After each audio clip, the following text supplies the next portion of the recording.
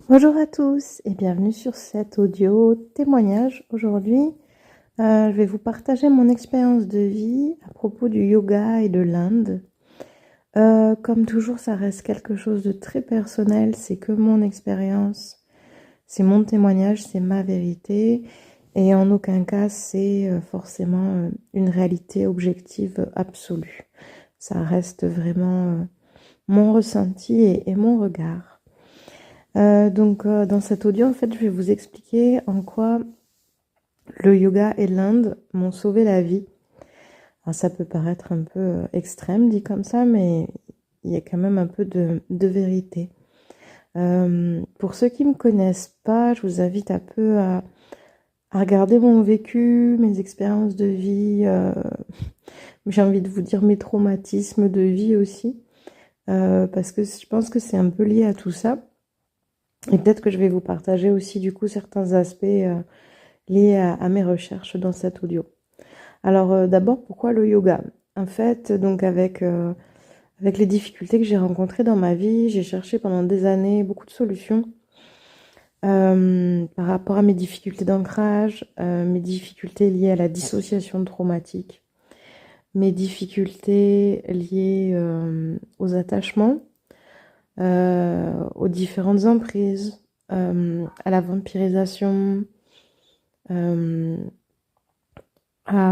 fait, toutes ces choses qui font que j'arrivais pas à garder ma verticalité, mon axe et à garder l'intégrité de mon être.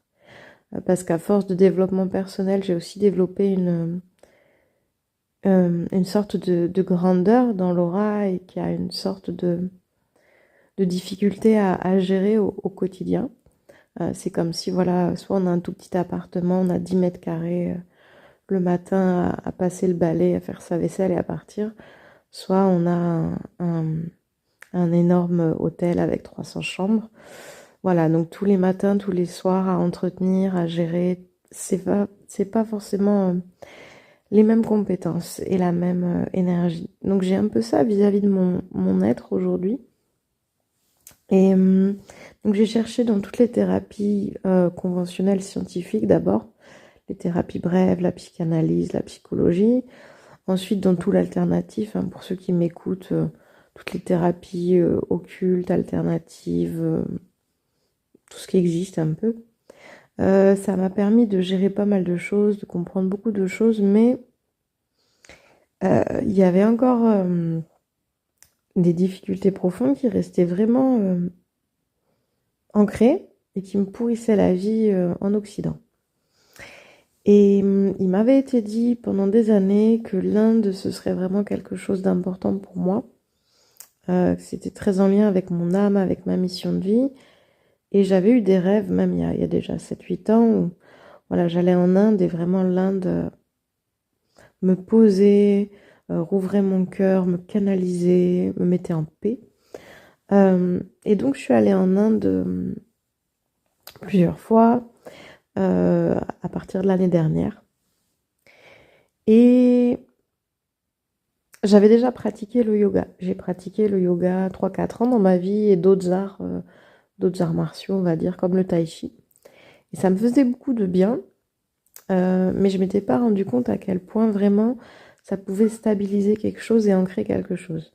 Et donc c'est quand je suis allée en Inde pour la première fois l'année dernière. Alors ça a été très très très très bousculant, hein. J'insiste vraiment sur le fait que c'est que mon témoignage et mon expérience.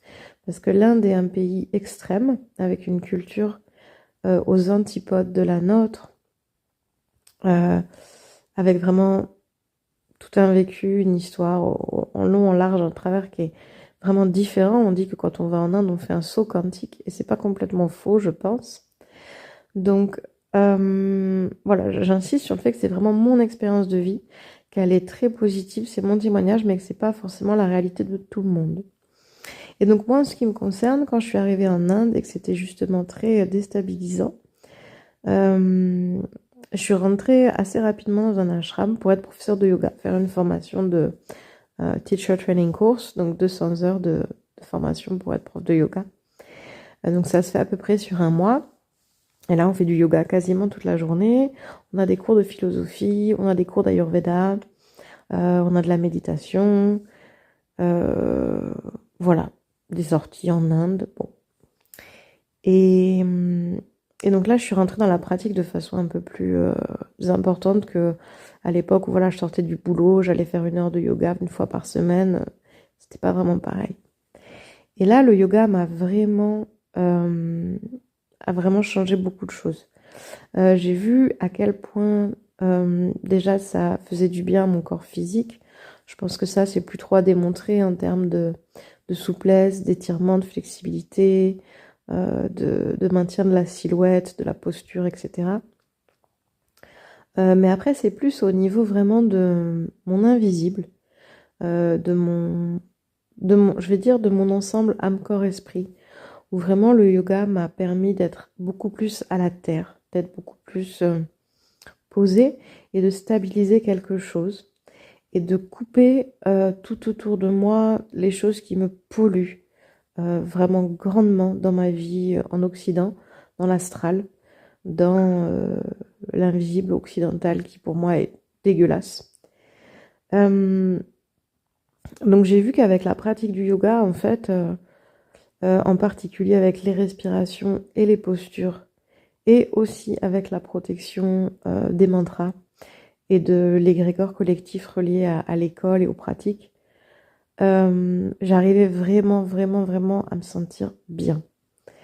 Donc ça, c'était la première chose que j'avais envie de vous partager par rapport au yoga. Et ensuite, donc, je vais vous parler plus de l'Inde en général.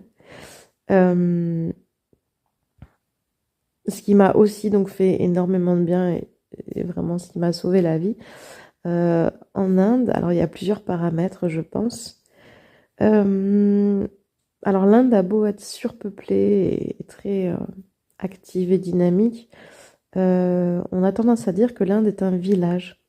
En fait, il y a une notion de gentillesse, de proximité en Inde et de protection les uns vers les autres. Alors, les gens entre eux sont extrêmement durs, beaucoup plus qu'ailleurs d'ailleurs, hein. Les Indiens entre eux se font vraiment pas de quartier, pas de cadeaux. Il y a vraiment beaucoup de survie en Inde. Il y a beaucoup de jalousie, il y a beaucoup de bagarres, de méchanceté, etc. Mais sous ça, ce qui est assez étonnant, il y a en fait un esprit de village. En fait, finalement, tout le monde a un frère ou une sœur quelque part qui peut t'aider à faire tel ou tel truc et telle ou telle personne pourra faire telle chose. Et en fait, on va t'expliquer comment faire tel truc et tout va bien se passer. Et c'est un pays assez incroyable en ça que on comprend pas du tout comment ça fonctionne. Tout est profondément instable et mouvant en permanence. L'énergie est très fluide et libre.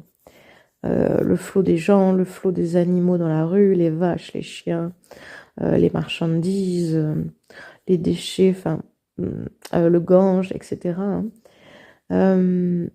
Mais en ça, en fait, il y a toujours un truc qui, pour moi en tout cas, je le répète, qui fonctionne et qui va se poser et qui va être très protecteur. Les Indiens, par contre, se sentent un peu, je pense, pas à la hauteur par rapport à l'Occident, hein.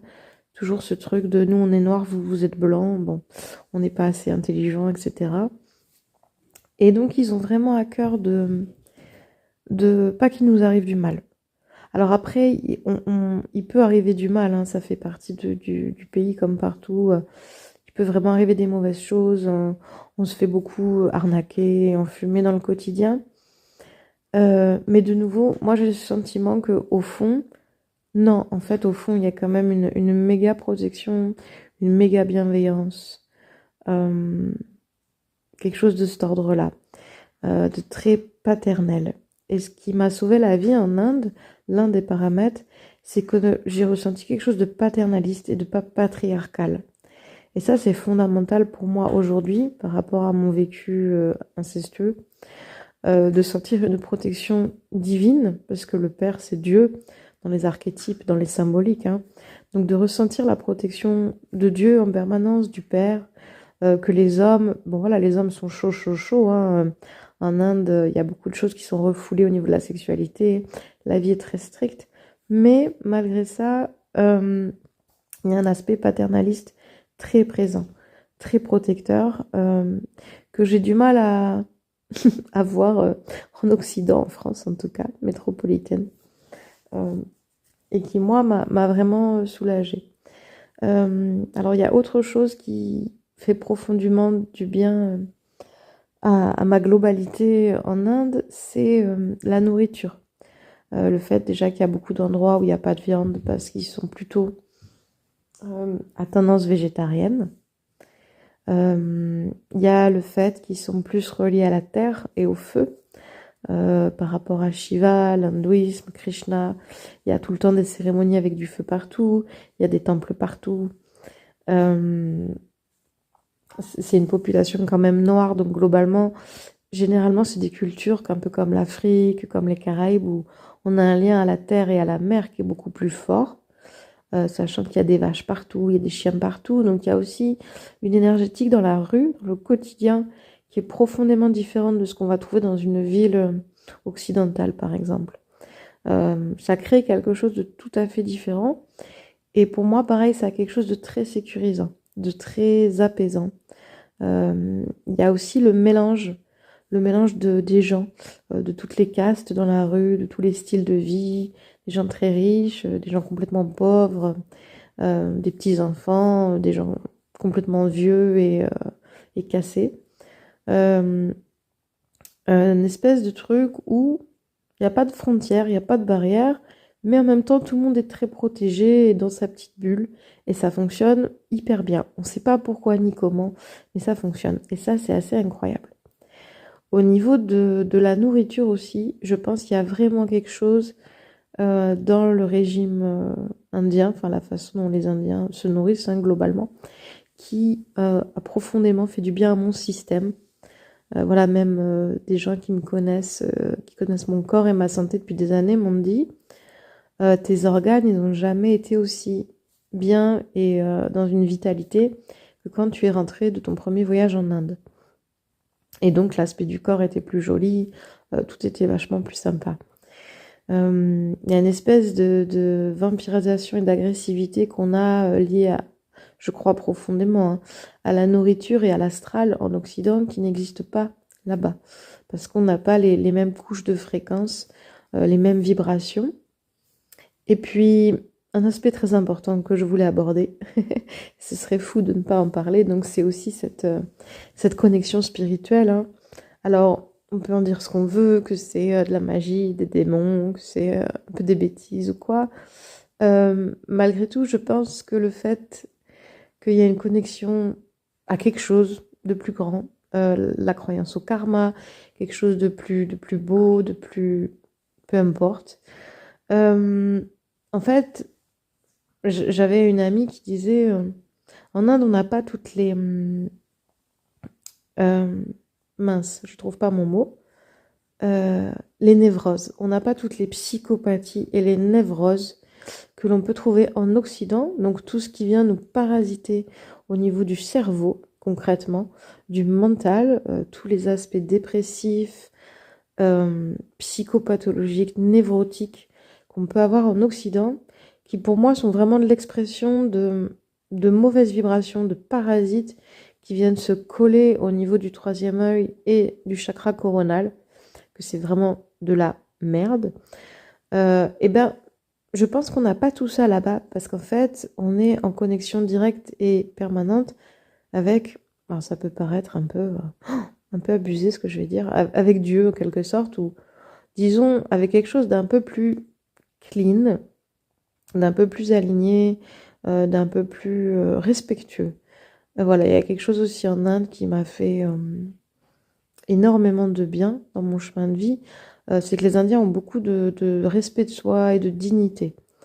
Quelque chose, je trouve, dont on manque de plus en plus en Occident. Vraiment, voilà, les Indiens se laissent pas emmerder, ils se laissent pas vampiriser, euh, et en même temps, ils sont quand même là dans le service. Ils sont quand même là où on les attend. Et ça, je trouve ça très agréable aussi. Voilà. Donc tout ça, c'est vraiment mon expérience. ça reste à beaucoup nuancé par rapport à moi, à mon vécu, qui je suis, mon karma peut-être là-bas, qui m'a été dit qui est différent là-bas de l'Occident, par exemple. Après, je pense qu'aussi que mes valeurs profondes de cœur sont beaucoup plus en phase avec leur culture qu'avec la nôtre. Moi, j'aime marcher pieds nus, j'aime manger avec mes mains, j'aime le riz, les lentilles, j'aime porter le sari, j'aime aller au temple prier, j'aime chanter le soir à la fin de ma journée. Donc forcément, c'est plus facile pour moi de me sentir à mon aise là-bas qu'ici. Ça, c'est très basique. Après, je pense que ça va au-delà de ça. Voilà. Donc la pratique vraiment du yoga et la reconnexion avec cette culture indienne, ce mode de vie, en tout cas, ont pour moi quelque chose vraiment de fondamental aujourd'hui dans ma qualité de vie et ma connexion à quelque chose en moi de profond et que je trouve très beau et qui a de la valeur. Parce que je pense que c'est difficile en Occident de rester sur ces aspects-là de nous. Et j'ai plusieurs amis quand même autour de moi qui me confirment que, un peu comme moi, naturellement, ils se retrouvent des fois à faire des trucs et finalement, c'est des trucs qu'on fait en Inde. Parce qu'en fait, on ressent que c'est pas pour le système âme, corps, esprit, pour l'invisible et l'énergie, on sent que c'est pas bon. Alors, c'est des petites choses, mais par exemple, je me souviens d'un copain qui m'avait dit j'arrive plus à manger le riz que j'ai fait la veille.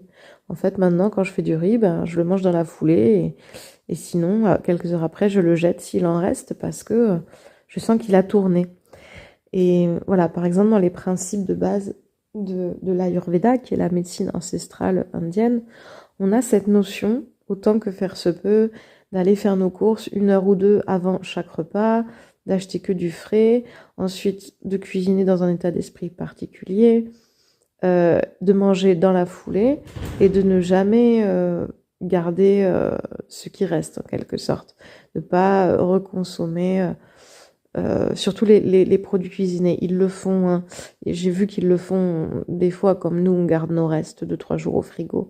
Mais en tout cas, dans les préceptes de base, si on peut éviter, on évite. Après, dans un pays où il y a des millions de gens qui n'ont pas de quoi vivre correctement, ce que je raconte, ça peut être un peu abusé. Mais bon, l'idée, en tout cas, d'un point de vue de la santé du corps et de l'âme, c'est vraiment important. On démontre de plus en plus dans les études scientifiques de nos jours à quel point le microbiote est important dans la santé mentale, à quel point ce que l'on mange, c'est fondamental dans notre humeur, notre état d'esprit et notre comportement au quotidien. C'est vraiment le deuxième chakra, c'est notre joie de vivre, c'est notre enfant intérieur, c'est notre sensualité, c'est notre ouverture à l'abondance, c'est notre ouverture à la vie. Donc quand on mange à la fois dans les énergies, dans ce qu'on écoute, dans ce qu'on lit, quand entre guillemets hein, on mange de la merde toute la journée, à la fois sur le plan invisible, qu'on écoute de la merde, qu'on discute avec des gens qui nous racontent de la merde, etc. Et qu'après, en plus, quand on passe à table, aussi, on bouffe de la merde, forcément, ça peut pas le faire.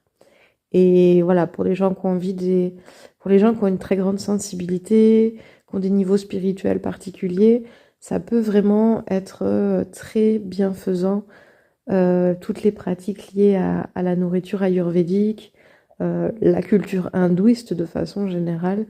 Et donc, comme je vous disais au début de l'audio, la pratique du yoga, qui fait vraiment un ancrage, un réalignement et je pense une grosse purification, une grosse détoxification. Il y a quelque chose aussi, peut-être qui est un peu fondamental dans mon lien avec l'Inde et le yoga, c'est le fait de sortir de l'isolement. Bon, déjà, le voyage, quand on voyage, les gens qui voyagent savent que dans le voyage, on n'est pas tout seul.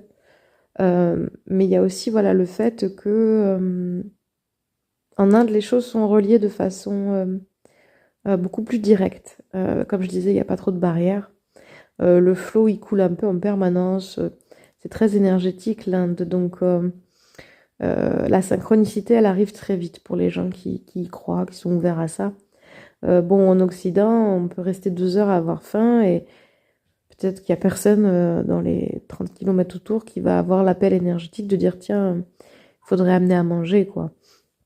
Bon, en Inde, voilà, moi de ce que j'ai vécu, je me souviens d'un matin où j'ai fait un espèce de Covid, j'allais très mal. Euh, je savais pas du tout dans quelle rue j'étais, où j'étais, c'est la galère.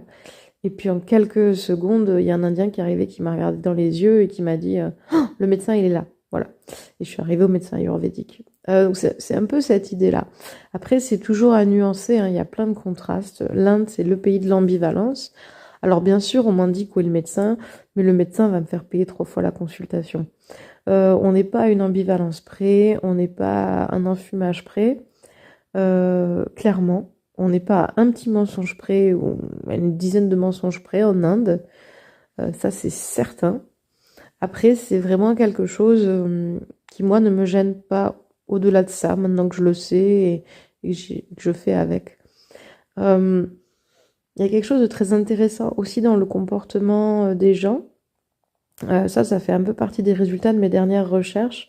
J'ai pas énormément de recul sur ça, mais on a une maladie qui sévit actuellement, hein, en Occident et je pense surtout chez nous en Europe, qui est vraiment la perversion narcissique, qui est vraiment cette perte de reliance, cette perte d'ouverture à l'autre, d'acceptation de l'autre, d'espace pour l'autre, cette perte d'énergie féminine, hein, de cœur tout simplement, chez un certain nombre d'êtres aujourd'hui. Et en Inde, il n'y a pas cette forme de comportement. Les choses sont beaucoup plus directes et beaucoup plus verticales.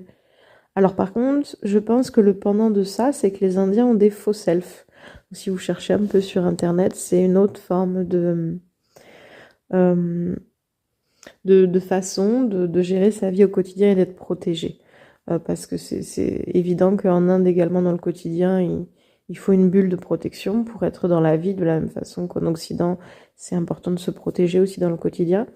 Mais je pense qu'en France, on a tendance à utiliser la manipulation et la perversion, et la vampirisation et la victimisation comme méthode de protection consciente ou inconsciente, hein, dans notre quotidien, dans nos sphères professionnelles, sociales, privées, peu importe. Euh, En Inde, c'est tout à fait différent. Le mensonge fait partie intégrante de la culture. Donc les gens vont vraiment plus se protéger de cette façon-là, je pense, en racontant des cracks toute la journée et aussi par l'instabilité du flot. Et puis aussi par la joie et la force de l'enfant intérieur. Les Indiens ont vraiment peur de rien, que ce soit dans la bagarre, que ce soit dans la tromperie. Et en ça, il y a quelque chose de beaucoup plus direct que dans la perversion occidentale. Tout est un peu caché, mis sous le tapis, calculé, stratégie, prémédité. L'Inde a quelque chose de très direct dans cette façon de tromper, de trahir. Moi, je me souviens une histoire au Rajasthan, d'un brahman qui avait des aventures avec toutes les occidentales et il racontait la même chose à chacune d'entre elles. Un jour, il était dans une ville avec l'une, il faisait des photos. Le lendemain, il disait qu'il pouvait pas venir. Il allait dans une autre ville avec une autre occidentale faire des photos. Et ça avait quelque chose de très... il le cachait presque pas, en fait. Donc c'est une façon de, disons, de se comporter au quotidien, à la fois dans la lumière et l'ombre, qui est assez différente de ce qu'on a dans les comportements humains, j'ai envie de dire, en Occident.